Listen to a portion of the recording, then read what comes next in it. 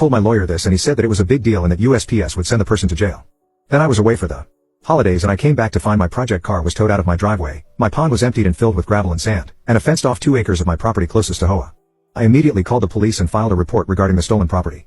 I had my lawyer draft up the C&D and send it to Hoa. I hired a local salvage company to come tear up the fence and they're doing it free of charge since I'm letting them keep the fence to sell as scrap metal or whatever they do with it. My lawyer suggested I send up a letter demanding payment to fix my pond as it was filled in with gravel and sand. A local landscape company quoted me nearly $8,000 to get the pond back to the way it was. The Hoa board got a lawyer to respond to my C&D and they requested a meeting ASAP with my lawyer present as well. At the meeting, I noticed the president and some of the higher-ups were not there. The board had no idea what the hell was happening and their lawyer was just as confused as them. After I laid out my timeline of events, they thanked me for my time and accepted all the financial burden of replenishing my pond, missing car, and damages. I got checks for everything and got my pond restored. I found out a few weeks ago from the new Hoa president that the old president and treasurer had been stealing money from the coffers. They wanted my land to expand and put in a pool and clubhouse just as I saw on their website. The old board fined everyone a ton of money to get all the cash together and buy my land. Instead, they spent it on themselves.